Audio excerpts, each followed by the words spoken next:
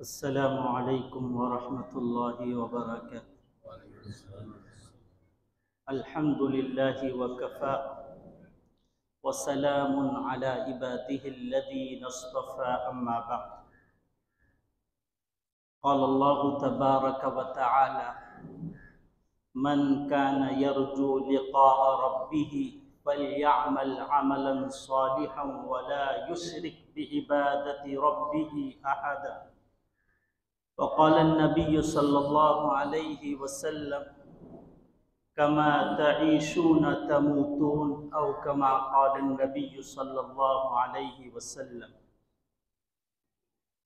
محترم بزرگوں، عزیز دوستوں اور نوجوانوں، بندے کے لیے حسن خاتمہ بہت ہی ضروری ہے،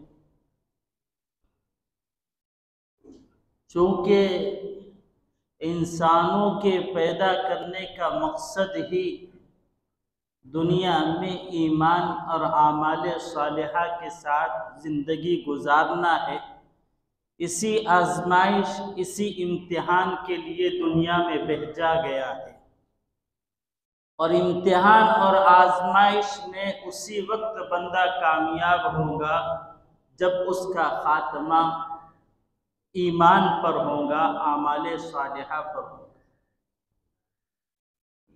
اس لیے بنیاد خاتمے پر ہے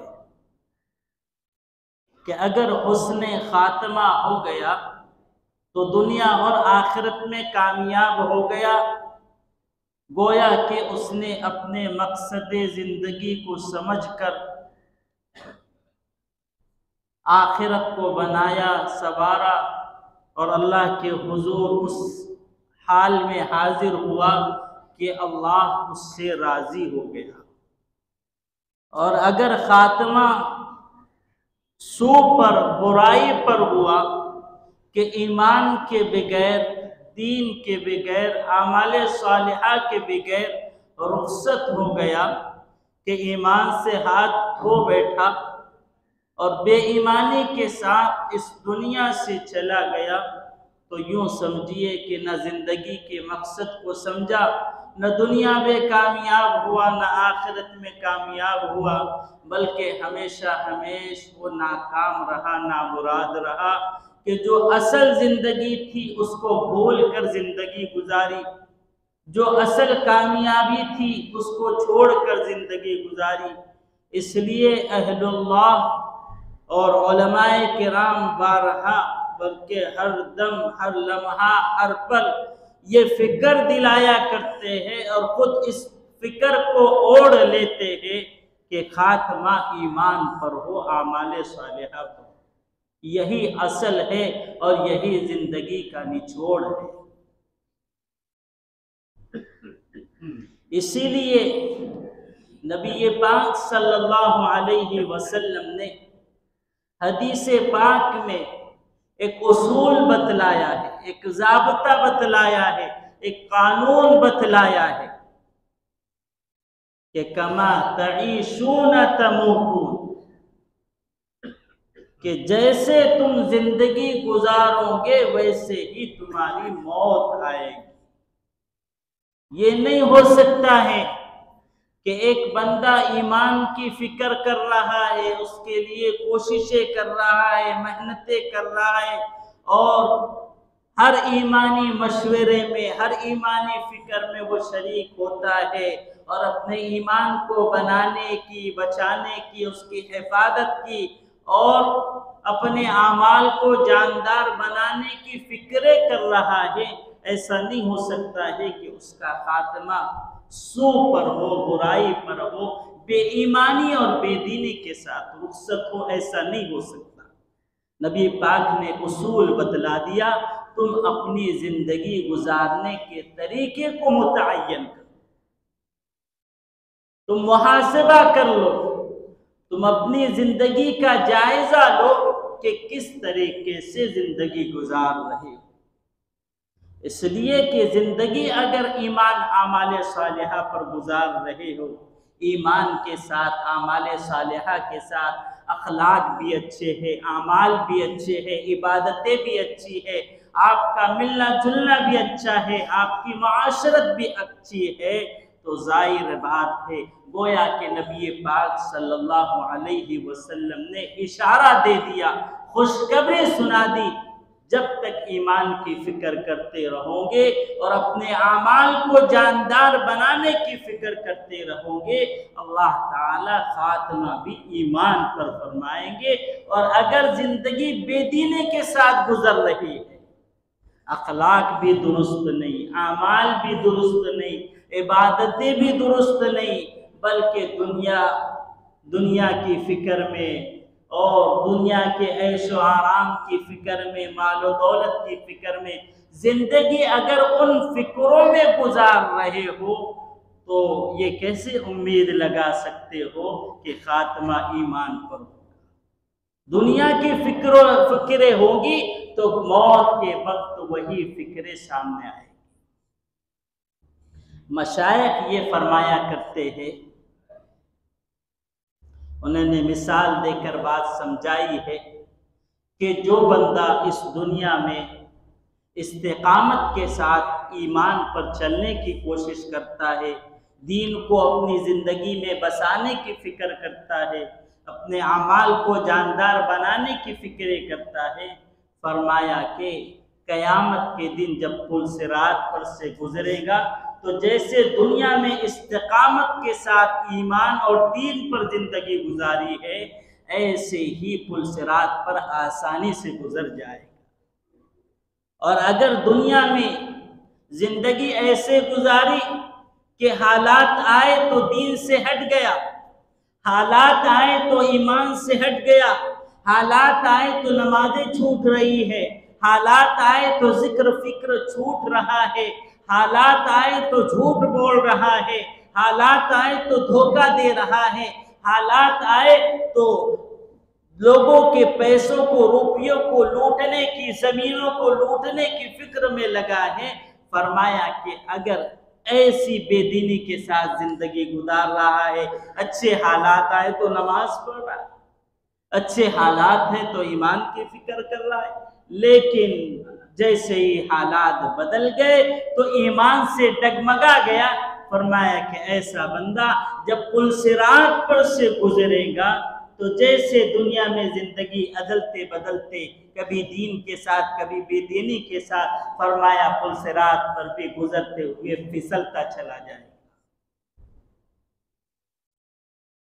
اور یاد رکھیے، اگر آدمی جو ہے چلتے چلتے کہیں ڈھسل جائے، کہیں پھسل جائے تو اس کی حالت کیا ہوتی ہے؟ اس کو جو گھبراہٹ ہوتی ہے اور جو کیفیت اس کی پھسلنے کے وقت ہوتی ہے وہ اس کو انداز بھی نہیں لگا سکتا۔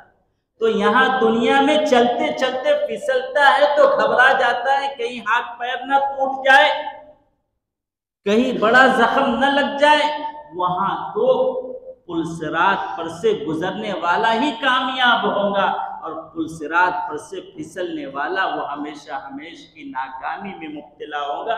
اس لیے وہاں کا پھسلنا وہ ہمیشہ کا پھسلنا ہوگا، ہمیشہ کی ناکامی ہوگی، ہمیشہ کی نامرادی ہوگی۔ اس لیے بندے کو چاہیے کہ نبی پاک نے اصول بتلایا، ایمان اعمال صالحہ کے ساتھ فکر کرتے ہوئے دین پر چلنے کی استقامت سے کوشش کرتا رہے، اللہ پل صراط پر بھی آسانی سے گزار دیں گے، ورنہ وہاں پھسل گیا تو آخرت کی ناکامی ہوگی۔ تو اب اہل اللہ نے وہ اعمال بتلائے ہیں کہ جن سے بندے کا خاتمہ ایمان پر ہوگا۔ نبی پاک نے اصول بتلا دیا کہ زندگی دین کے ساتھ گزارو، اور اہل اللہ نے اور احادیث کی روشنی میں یہ بات بتلائی گئی ہے کہ کون سے اعمال ہیں کہ مرنے کے وقت کلمہ نصیب ہو اور بندہ ایمان کے ساتھ رخصت ہو۔ گزشتہ جمعہ 3 باتوں کا مذاکرہ کیا گیا تھا۔ پہلی بات یہ تھی کہ اللہ تعالی نے بندے کو جو ایمان دیا ہے، اسلام سے نوازا ہے، یہ بہت بڑی نعمت ہے، اس کی قدر کرے اور اس پر شکر ادا کرے۔ اگر ایمان پر خاتمہ چاہتے ہیں، حسن خاتمہ کا چاہتے ہیں، تو ایمان پر شکر ادا کرنا ہے۔ قرآن مجید میں اللہ تعالیٰ ارشاد فرماتے ہیں لَإِن شَكَرْتُمْ لَأَزِيدَنَّكُمْ وَلَئِن كَفَرْتُمْ إِنَّ عَذَابِي لَشَدِيدٌ، اگر شکر کرو گے تو نعمتوں میں اضافہ کروں گا۔ ایک بزرگ تھے جن کو اللہ تعالیٰ نے بے شمار نعمتوں سے نوازا تھا، لیکن ہمیشہ ڈرتے ہوئے اور ایک فکر کے ساتھ زندگی گزارا کرتے تھے، اور بار بار یہ آیت کو پڑھتے اذهبتم طیباتکم فی حیاتکم الدنیا واستمتعتم بها۔ جس آیت مبارکہ میں یہ بات بیان کی گئی ہے کہ ہم نے تم کو دنیا کی زندگی میں جو نعمتیں دینی تھی وہ دے دی، تم نے ان سے فائدہ اٹھا لیا، لیکن آخرت میں اب کوئی نعمت ملنے والی نہیں ہے۔ آخرت میں نہ اللہ کا فضل ملے گا، نہ اللہ کی نعمتیں ملیں گی۔ تو یہ آیت مبارکہ کو بار بار دہراتے تھے، اور یہ فکر اور ڈر سوار تھا کہ کہیں اللہ مجھ سے آخرت میں یہ نہ کہہ دے کہ جاؤ دنیا میں تم کو نعمتیں دے دیا، اب آخرت میں نہیں ملنے والی۔ تو ڈرا کرتے تھے کہ جو نعمتیں مل رہی ہے کہیں یہی نہ مل جائے، آخرت میں نہ ملے۔ تو آخر میں ایک مرتبہ جو ہے اللہ کا احساس پیدا کیا، اور وہ کیفیت بنی کہ گویا اللہ سے بات کر رہے ہو، اور مراقبہ کر کے محاسبہ کر کے یہ بات سوچنے لگے اے اللہ، آپ نعمتیں تو نواز رہے ہیں، لیکن ڈر لگتا ہے کہ کہیں آخرت میں نہ ملے، یہی مل جائے۔ تو اللہ تعالیٰ نے الہام فرمایا کہ آخرت میں تو تمہیں ملنا ہی ہے، لیکن جو تم نعمتوں پر شکر ادا کرتے ہو، اس شکر کے بدلے میں ہم نعمتوں میں اضافہ کرتے ہیں۔ گویا کہ اس بات کی طرف اشارہ کر دیا، جو نعمتوں کا شکر ادا کرے گا اللہ اضافہ فرمائے گا۔ اور سب سے بڑی نعمت ایمان ہے، ایمان کی جو قدر کرے گا، اس پر شکر کرے گا، اللہ تعالیٰ ایمان میں اضافہ کرتے جائیں گے۔ اس لیے کہ الایمان یزید و ینقص، حدیث مبارکہ ہے کہ ایمان گھٹتا اور بڑھتا ہے۔ تو ایمان کی قدر ہوتی رہے گی، اس کی فکر ہوتی رہے گی، اس کی محنتیں ہوتی رہیں گی، اللہ ایمان میں اضافہ فرمائیں گے، اور پھر اخیر میں موت کے وقت کلمے کے ساتھ بندہ رخصت ہوگا، اور اس کا خاتمہ ایمان پر ہوگا۔ دوسری چیز بتلائی گئی تھی، یہاں پر ایک رک کر یہ بات بھی سمجھ لے کہ ایمان کے شکریہ پر اہل اللہ نے چند کلمات کا ورد کرنے کے لیے بتلایا ہے، جو احادیث سے ثابت ہے۔ فرمایا گیا کہ صبح اور شام تین مرتبہ یہ کلمات کو کہہ لے، اللہ تعالی جنت میں داخلہ نصیب فرمائیں گے اور ایمان پر خاتمہ ہوگا۔ بہت ہی آسان کلمات ہے۔ فرمایا حدیث میں ہے رضیت باللہ ربا، کہ کہے اے اللہ میں تجھ سے راضی ہوں کہ تو میرا رب ہے، اور بالاسلام دینا، اور میں اسلام سے راضی ہوں کہ یہ میرا دین ہے، اور بمحمد صلی اللہ علیہ وسلم نبی و رسولہ، اور محمد صلی اللہ علیہ وسلم سے میں راضی ہوں کہ وہ میرے نبی اور رسول ہیں۔ تو یہ کلمات صبح اور شام تین مرتبہ احادیث میں آیا ہے، پڑھ لے کہ یہ ایمان پر شکریہ ادا ہو جائے گا۔ رضیت باللہ ربا وبمحمد صلی اللہ علیہ وسلم نبیہ وبالاسلام دینا، یہ کلمات صبح اور شام پڑھ لیا کریں۔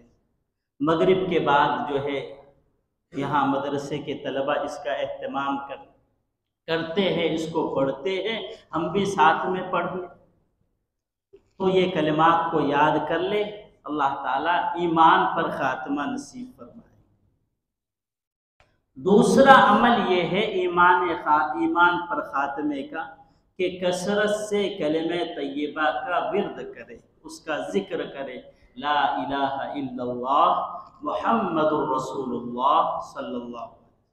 اس کو معنی و مطلب کے ساتھ سمجھ کر پڑھنے کی کوشش کرے اور اس کے مطابق زندگی گزارے۔ میں نے گزشتہ جمعہ بتلایا تھا کہ ایک شخص کثرت سے لا الہ الا اللہ محمد الرسول اللہ پڑھا کرتا تھا، کسی ڈاکٹر نے آپریشن کی نوبت آئی، بے ہوش کیا، پون گھنٹہ بے ہوش تھا، لیکن زبان پر کلمات جاری تھے، لا الہ الا اللہ محمد الرسول اللہ۔ ظاہر بات ہے زندگی میں جو کثرت سے لا الہ الا اللہ محمد الرسول اللہ پڑھتا رہے گا، اللہ تعالی موت کے وقت بھی وہ کلمہ جاری فرما دے گا۔ موت کے وقت بھی وہ کلمہ جاری فرما دیں گے، ورنہ ایسے حالات آئے ہیں کہ ایک شخص ہے جو دین سے دور تھا، بے دینی اور بے ایمانی کے ساتھ زندگی گزارا کرتا تھا، کہ اپنی پان شاپ چلایا کرتا تھا، دن بھر اسی میں مشغول رہا کرتا تھا۔ موت کا وقت قریب آیا، دنیا میں زندگی ایسے گزاری تھی، نہ ایمان، نہ نماز، نہ روزہ، نہ حج، مرتے وقت بھی یہی کہہ رہا ہے کہ پان لے لو، پان لے لو۔ ایک شخص بزنس کیا کرتا تھا، تجارت کیا کرتا تھا، بڑی دکان تھی اس کی،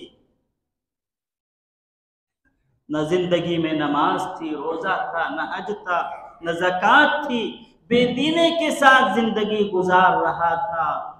گھر پر موت کے وقت پڑا ہے، بچے ساتھ میں آ گئے، بیٹے لوگ ساتھ میں آ گئے، تو مرتے وقت ابھی موت نکل رہی ہے، اس وقت زبان سے الفاظ نکل رہے ہیں، تمہارا ستیہ ناش ہو، یہاں کیا کر رہے ہو، جاؤ دکان، کون دیکھے گا۔ موت کے وقت یہ کلمات آ رہے ہیں۔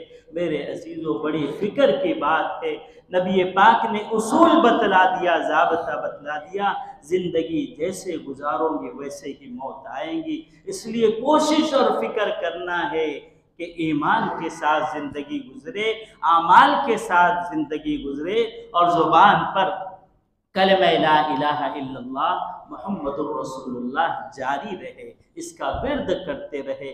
اس لیے جماعت میں نکال کر اس بات کا پابند بنایا جاتا ہے کہ صبح اور شام 3 تسبیحات پڑھیں۔ میرے عزیزو، یہ جماعت کے لیے خاص نہیں ہے، یہ تو نبی پاک صلی اللہ علیہ وسلم کے ارشادات ہے کہ صبح اور شام تسبیحات کی پابندی کرو۔ ہم سمجھتے ہیں کہ وہ عمل وہ لوگ کرتے ہیں تو ان کے لیے ہے، ہمارے لیے نہیں۔ نبی پاک کے ارشادات تو پوری امت کے لیے ہے اور قیامت تک آنے والی نسلوں کے لیے ہے۔ تو ہم کسی چیز کو کسی جماعت کے ساتھ خاص کر کے نہ دیکھیں، بلکہ دیکھیں کہ اللہ کا فرمان کیا ہے، نبی کا فرمان کیا ہے۔ نبی نے فرمایا تسبیحات کا اہتمام کرو، اس لیے ہمیں بھی نبی پاک صلی اللہ علیہ وسلم کے ارشادات کے مطابق صبح اور شام تسبیحات کی پابندی کرنا چاہیے، کلمہ لا الہ الا اللہ محمد الرسول اللہ کا ورد کرنا چاہیے، درود شریف کا اہتمام کرنا چاہیے، استغفار کا اہتمام کرنا چاہیے۔ تیسرے کلمے میں لا الہ الا اللہ بھی آتا ہے، سبحان اللہ، الحمدللہ، اللہ اکبر بھی آتا ہے، اس کا بھی اہتمام کریں۔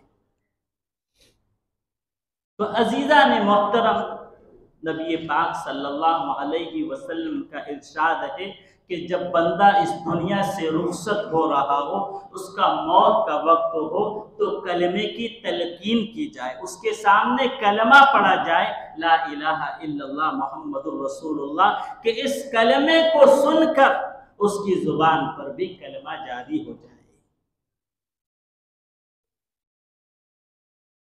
ایک بڑے محدث ہے، حضرت ابو زرعہ رحمۃ اللہ علیہ بڑے محدث ہے، ان کے آخری وقت موت کا وقت ہے۔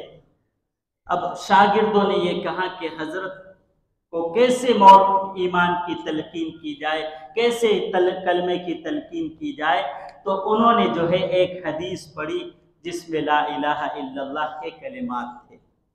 انہوں نے کہا ان فلاں ابن فلاں قال رسول اللہ صلی اللہ علیہ وسلم من کان آخر کلامہ لا الہ الا اللہ دخل الجنہ۔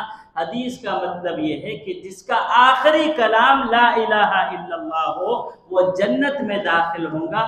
ابھی شاگرد پڑھ ہی رہے تھے من کان آخر کلامہ، تو آگے الفاظ تھے لا الہ الا اللہ، اور محدث ابو زرعہ خود پڑھنے لگے لا الہ الا اللہ، اور موت آ گئی، یہاں دنیا سے رخصت ہو گئے کلمہ پڑھتے ہوئے۔ شاگردوں نے کہا دخل الجنہ، جنت میں داخل۔ لیکن ہمارا حال یہ ہے کہ موت کے وقت سکرات کا عالم ہے، اب لوگ سب جمع ہو جاتے ہیں، اور موت کے وقت تو اس کو کلمہ یاد دلانا چاہیے، کلمہ اس کے سامنے پڑھنا چاہیے، اور سکرات میں آسانی ہو یاسین پڑھی جائے۔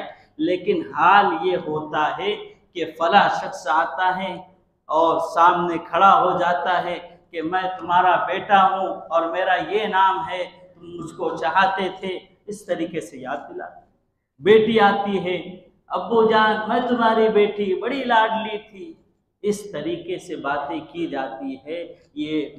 یہ مرنے والے کے ساتھ بہت بڑی خیانت ہونا چاہیے، اس کو کلمہ یاد دلایا جائے۔ آپ اس کا مذاق بنا رہے ہیں، اس کو یاد دلا رہے میں بیٹی ہوں، میں بیٹا ہوں، میں یہ ہوں، یہ فلاں دوست ہے، یہ سب کرنا چھوڑ دے، بلکہ کلمے کی تلقین کرے۔ اور بہت سارے لوگوں کو یہ دیکھا گیا کہ مرنے کے وقت بس مریض کو، مرنے والے کو ڈاکٹر کے حوالے کر دیتے ہیں، حالانکہ اس وقت موجود رہنا چاہیے۔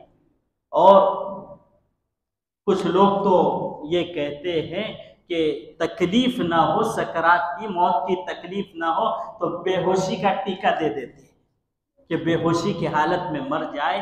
یہ مرنے والے کے ساتھ بہت بڑی خیانت ہے، اس لیے کہ مرنے والے کو موقع ملنا چاہیے کہ اس کی زبان پر کلمہ جاری ہو۔ اس لیے کوشش یہ کی جائے کہ مرتے وقت ڈاکٹروں کے حوالے نہ کیا جائے، بلکہ اپنے پاس موجود رہے اور کلمے کی تلقین کرے کہ کلمہ اس کی زبان پر آ جائے اور اس کا فیصلہ جنت کا ہو جائے۔ تو دوسرا عمل جس سے حسن خاتمہ نصیب ہوتا ہے، ایمان پر خاتمہ ہوتا ہے، وہ کلمہ طیبہ کا ورد کثرت سے کرتے رہے، زبان سے بھی اور ایمان کی دعوت بھی دیتے رہے، ایمان اور عمل صالحہ کی دعوت بھی دیتے رہے، زبان سے بھی کہہ رہے اور دوسروں سے اپنے الفاظ میں بھی اللہ کی وحدانیت، اللہ کی قدرت، اللہ کی طاقت، اللہ کی نشانیاں بتلا رہے ہو، ہے یہ بھی ایمان ہی کی دعوت ہے کہ بندوں کے تعلق کو اللہ سے جوڑ رہے۔ تیسرا عمل جس سے ایمان پر خاتمہ نصیب ہوتا ہے وہ دعا کا اہتمام کرنا ہے۔ احادیث میں نبی پاک صلی اللہ علیہ وسلم نے بہت ساری دعائیں سکھلائی۔ ایک دعا ہے اللہم بارک لنا فی الموت وفیما بعد الموت، کہ اے اللہ موت کے وقت برکت دے اور مرنے کے بعد بھی برکت دے۔ گویا کہ حسن خاتمے کی دعا کرنا چاہیے۔ یہ تو دعا کے الفاظ نبی پاک نے سکھلائے ہیں، کوشش کرے اس کو یاد کرے اور اس کو اپنی دعاؤں میں شامل کرے۔ اسی طریقے سے ہے یا حی یا قیوم برحمتک استغیث، اے زندہ اے نگہبان آپ کی رحمت کی فریاد کرتے۔ اور ایک دعا ہے قرآنی دعا ربنا لا تزغ قلوبنا بعد اذ ہدیتنا وہب لنا من لدنک رحمہ انک انت الوہاب، اے اللہ آپ نے ہدایت دی، اب ہدایت کے بعد دل میں تیڑ اور کجی پیدا نہ فرما اور اپنی رحمت عطا فرما۔ تو یہ دعائیں سکھلائی گئی ہے کہ یہ دعا مانگی جائے جس میں ایمان پر خاتمے کی تلقین ہے، کہ گویا بندہ دعا مانگ رہا ہے، اے اللہ ایمان پہ خاتمہ نصیب۔ یہ الفاظ یاد نہیں ہوتے ہیں، کوشش کرے یاد کرے کہ نبی پاک نے جن الفاظ سے دعا مانگی ہے ہم انہی الفاظ میں دعا مانگے، ان کے مطلب اور معنی کو سمجھ کر، ورنہ اپنی زبان میں اللہ سے خاتمہ بالخیر اور ایمان پر خاتمے کی دعا کا اہتمام کریں۔ آج عزیزان محترم دعا کا اہتمام ختم ہو چکا ہے۔ دعا آدمی اس وقت مانگ رہا ہے جب کوئی مشکل آ جائے، جب کوئی پریشانی آ جائے، جب کوئی حالات آ جائے۔ دعا کا بالکل اہتمام نہیں رہا، حالانکہ نبی پاک صلی اللہ علیہ وسلم نے صحابہ کرام کو اپنے عمل سے یہ بتلایا ہے کہ ہر وقت دعا مانگے، ہر وقت ہر چیز اللہ سے مانگے۔ اذا سألت فاسأل اللہ واذا استعنت فاستعن باللہ، کہ جب سوال کرنا ہو تو اللہ ہی سے مانگو، مانگنا ہو تو اللہ ہی سے مانگو، مدد مانگنی ہے تو اللہ سے مدد مانگو۔ یہاں تک کہ صحابہ کرام کا یہ عمل دیکھا گیا کہ اگر جوتے کا تسمہ ٹوٹ جاتا یا نمک نہیں ہوتا تو پہلے اللہ سے مانگتے تھے، بعد میں اسباب اختیار کرتے۔ آج ہمارا معاملہ الٹا ہو گیا، پہلے اسباب اختیار کرتے ہیں، اللہ کی طرف دھیان نہیں جاتا۔ اس لیے اپنا ایک خاص وقت نکالے جس میں اللہ سے لو لگائے، اللہ سے دعا مانگے۔ چوتھا عمل جو علماء نے، مشائخ نے بتلایا ہے جس سے ایمان پر خاتمے کی توفیق نصیب ہوتی ہے، وہ فرمایا ہے کہ اذان ہونے کے بعد اذان کو دھیان سے سنا جائے، اور اذان کے بعد جو دعا مانگی جاتی ہے اس دعا کا اہتمام کرے۔ اذان کو دھیان سے سنا جائے، اس کی عظمت کے ساتھ، اس کے ادب کے ساتھ، کہ اذان ہو رہی ہے، سارے کام کو چھوڑ دیے، پہلے اللہ کے منادی کی طرف دھیان لگائے کہ وہ نماز کی طرف بلا رہا ہے۔ زبیدہ خاتون تھی، بہت اعمال کیے، اور سب سے بڑا عمل کے حاجیوں کے لیے ایک نہر زبیدہ تیار کر دی کہ ان کے لیے پانی کا انتظام ہو، بلکہ ابھی بھی اس کے اثرات اور اس کی نشانیاں موجود ہیں جو نہر اس نے حاجیوں کے پانی کے لیے بنائی۔ انتقال ہو گیا، کسی بزرگ نے خواب میں دیکھا، کہاں کیا حال، کہاں اللہ نے مغفرت فرما دی، کہا کہ تمہاری مغفرت تو ہونی ہی تھی، اتنے بڑے بڑے اعمال کی، کہا کہ نانا کس عمل کی وجہ سے مغفرت ہوئی ہے ذرا سن لو، کہ ایک مرتبہ اذان ہو رہی تھی، میرے سر پر دوپٹہ نہیں تھا، میں نے آدھا دوپٹہ تھا، اس اذان کے آواز کو سن کے میں نے دوپٹے کو صحیح کر لیا، اللہ تعالیٰ نے اس کے بدولت میری مغفرت فرما دی۔ تو کون سا چھوٹا چھوٹا عمل اللہ کی مغفرت کروا سکتا ہے، اس کو دھیان میں رکھنا ہے۔ تو اذان کو عظمت سے سنا جائے اور اذان کے بعد کی دعا مانگی جائے۔ نبی پاک صلی اللہ علیہ وسلم کا ارشاد ہے، حلت لہو شفاعتی، کہ جو نماز اذان کے بعد کی دعا کو پڑھے اس کے لیے میری شفاعت واجب ہے، قیامت کے دن میں اس کی شفاعت اور اس کی سفارش کروں گا۔ مولانا احمد لاہوری فرماتے ہیں کہ میرا تجربہ ہے، میں نے دیکھا ہے کہ جو شخص اذان کے بعد کی دعا اہتمام سے پڑھتا ہے، اللہ تعالیٰ اس کا خاتمہ ایمان پر فرماتے ہیں۔ اس لیے کوشش کرنا ہے۔ اور ملا علی قاری رحمۃ اللہ علیہ فرماتے ہیں کہ اس حدیث میں نبی پاک صلی اللہ علیہ وسلم نے بشارت سنا دی ہے کہ جو شخص اذان کے بعد کی دعا پڑھے گا اللہ تعالیٰ ایمان پر خاتمہ نصیب فرمائے۔ ہمارے طلبہ خصوصاً مغرب کے بعد جو آپ لوگوں کو رکایا جاتا ہے۔ 2 منٹ کے لیے سب رکتے ہیں اور ہمارے طلبہ جو ہے مدرسے کے وہ دعا پڑھتے ہیں۔ طلبہ دعا پڑھتے ہیں، ہم اور آپ بھی پڑھیں۔ میں یہ نہیں کہتا آپ نہیں پڑھتے ہیں، لیکن جیسے طلبہ آواز سے پڑھ لیتے آپ بھی آواز سے پڑھ سکتے، آپ بھی آواز سے پڑھ سکتے ہیں کہ طلبہ کو بھی حوصلہ ملے گا، آپ کا بھی ایک آواز سے آواز ملے گی، ان کو بھی ہمت اور حوصلہ ملے گا، وہ بھی کلمات پڑھتے ہیں، ان کے دلوں میں بھی عظمت آتی ہے، اور آپ بھی پڑھیں گے تو اس کا اہتمام شامل ہوگا۔ کیوں نہ اس ایک عمل کی برکت سے اللہ ہماری مغفرت فرما دے اور نبی پاک صلی اللہ علیہ وسلم کی شفاعت کے ہم مستحق بن جائیں۔ اس لیے سب اہتمام کریں گے۔ 4 باتیں گزری ہے، ایک تو ایمان پر شکر کرنا، دوسرا کلمہ طیبہ کا کثرت سے ذکر کرنا، تیسرا ایمان کے خاتمے کے لیے دعائیں کرنا، اور چوتھا اذان کے بعد کی دعا کا اہتمام کرنا، عظمت کے ساتھ پڑھنا۔ اللہ ایمان پہ خاتمہ نصیب فرمائیں گے۔ آئندہ کی 6 باتیں انشاءاللہ اگلے جمعہ میں بیان کی جائیں گی۔ اللہ تعالیٰ جو باتیں کہی گئی عمل کرنے کی توفیق نصیب فرمائے۔ وآخر دعوانا